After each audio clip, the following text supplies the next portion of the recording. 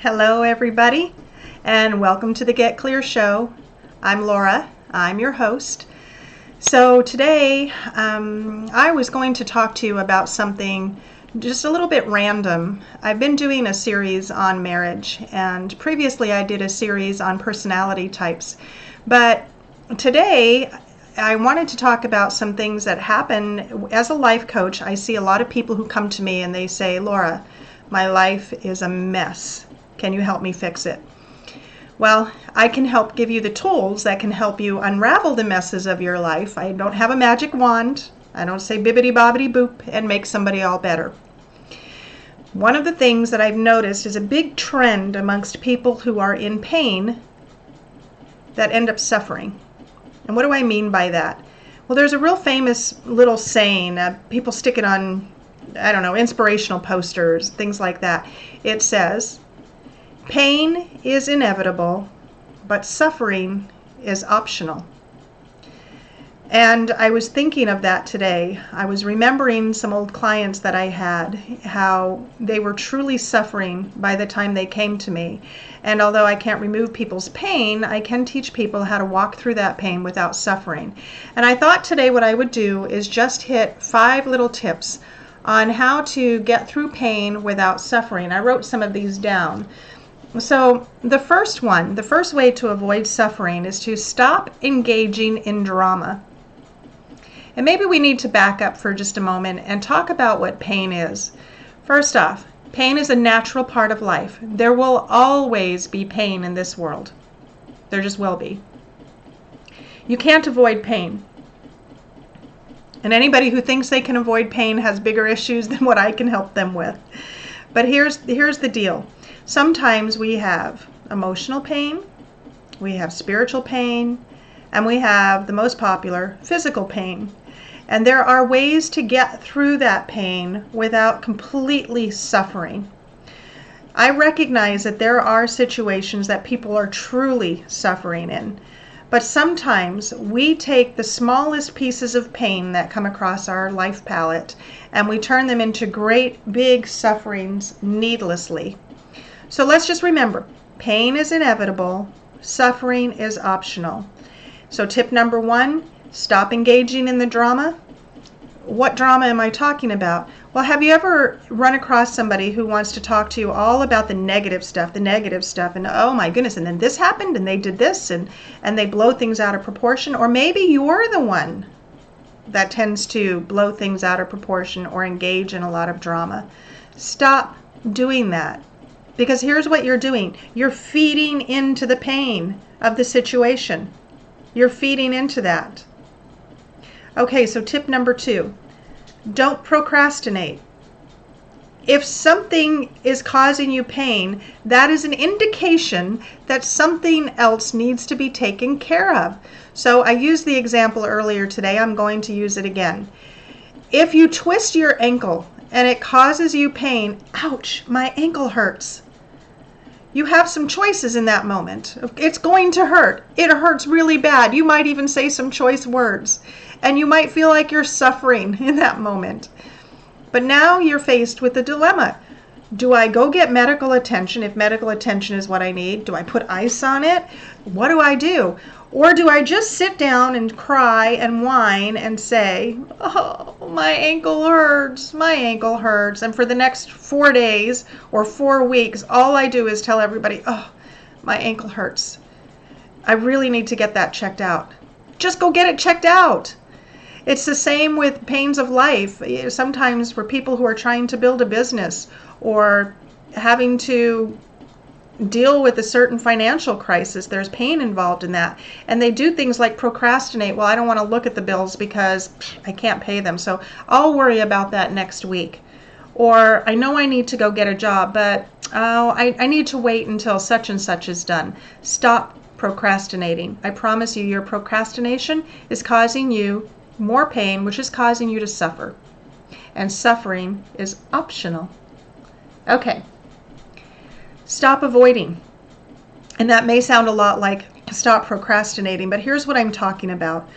Sometimes, pardon me, people avoid situations that are uncomfortable.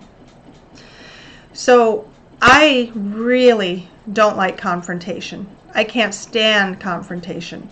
I don't know too many people, although there are some who thrive on confrontation. They love confrontational settings. That's not me. And I venture to say that's probably not most of you. But sometimes we can't avoid confrontation or uncomfortable situations because those situations are continuing to cause us pain. I know some people who have some anxiety problems. They don't like to go into social settings because it causes them great anxiety, but they have to in order to function in our society. Sometimes we just have to go into situations that are uncomfortable. And what they will do is they will end up avoiding and avoiding and avoiding going into that situation until the pain of the reason that they need to engage in that situation to begin with is so overwhelming that now they're suffering in it. If they would just face the situation, get through it, it would be all over with and they wouldn't have to suffer anymore. So stop avoiding things in your life which cause you discomfort. Okay, number 4. This one seems like an obvious one, but for some people it's not. Stop dwelling on your pain. Stop dwelling on your pain. When you do that, you make the pain bigger than it needs to be, and you cause yourself to suffer needlessly. So how can we stop dwelling on the pain? Well, start writing a list of all of the things that are positive in your situation. I'm going to give you kind of a cheesy example. Let's go back to the twisted ankle. I can focus on the fact that I twisted my ankle and now I can't go for a walk. Or I can look at it and go, I twisted my ankle. Guess what? I get to sit down on the couch and watch TV for the next 2 days because I can't walk. Yay!